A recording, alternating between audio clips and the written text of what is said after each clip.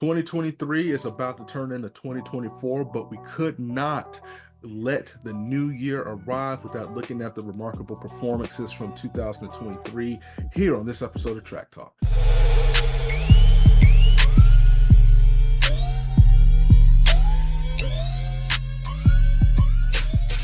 2024 is just days away, but y'all, I had to come in for a quick little video session with the great people, with the great supporters. Thank you all for supporting.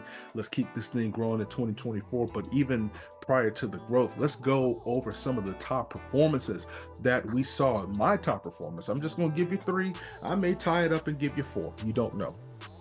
But let's just go over what the athletes, that stood out to me this past 2023 season. So we're looking at the women's sprints, and I had to give it a tie between Sha'Carri Richardson and Shericka Jackson. Shericka Jackson is a force to be reckoned with, and y'all, she is running times consistently in that women's 200. That is just insane. And the women's 100, she set in the standard 10-6, 21-4, 21-5. She's just cracking out those times.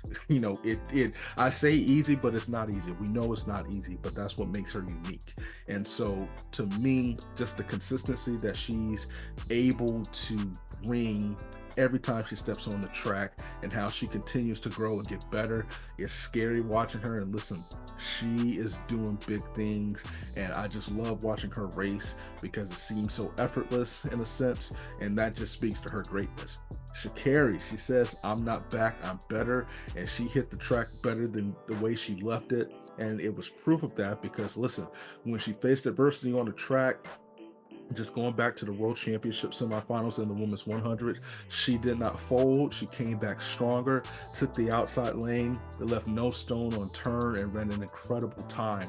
And it's just amazing to see what she was able to do. I remember watching Carmelita Jeter, who is the head coach at UNLV, and just to see the dominance that she displayed and just the power that she ran with. I'm not comparing the two, Sha'Carri, the Carmelita Jeter. Got my words mixed up there, so I do apologize. But I'm saying, listen, it's great to watch them dominate.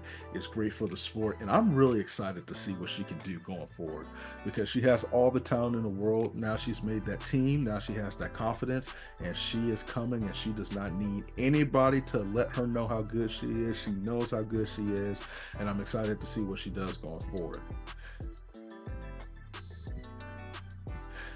I was thinking about it when it comes to kind of that middle tier, the middle distance. And there's so many. I wrote about Sifan Hassan and just the incredible things that she's done. But what about Faith?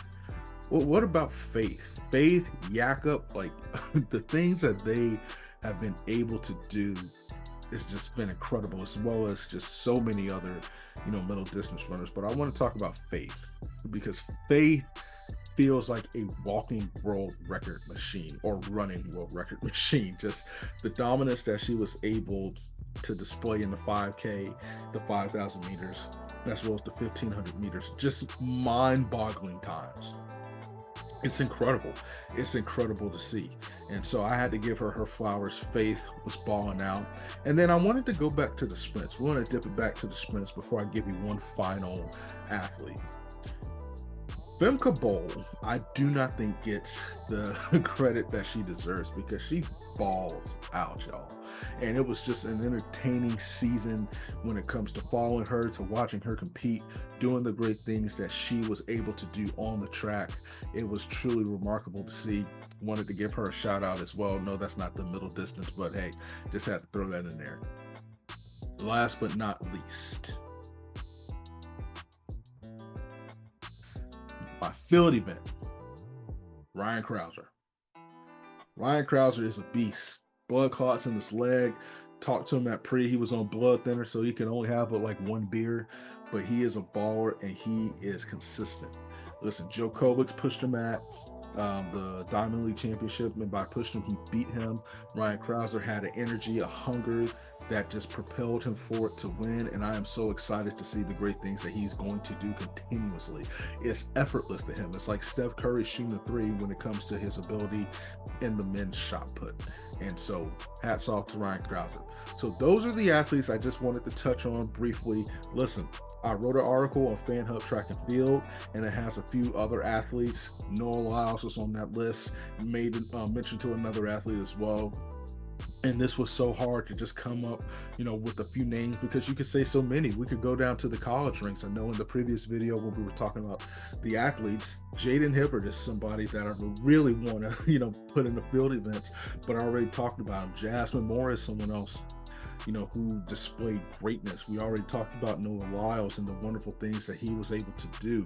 There's so many just events, just people doing great things. Jakob, you mentioned him, and the wonderful things that he's doing on the track, in the middle distance races. Arop from Canada winning the men's 800. Listen, it's amazing what track and field is being able to produce when it comes to the incredible performances, the incredible times. And guess what? 2024 is, listen, it's going to be lit. It is going to be amazing. I'm excited for it. But I want to say thank you all for just supporting this channel, for helping grow it this year. I can't wait for the future. We'll be more active on YouTube, especially as the season gets underway. The indoor season kicks off in January. But I hope everybody had a Merry Christmas, and most importantly, Happy New Year to you. Hope it's everything that you want it to be. Love, peace, and chicken grease. We'll catch you next time.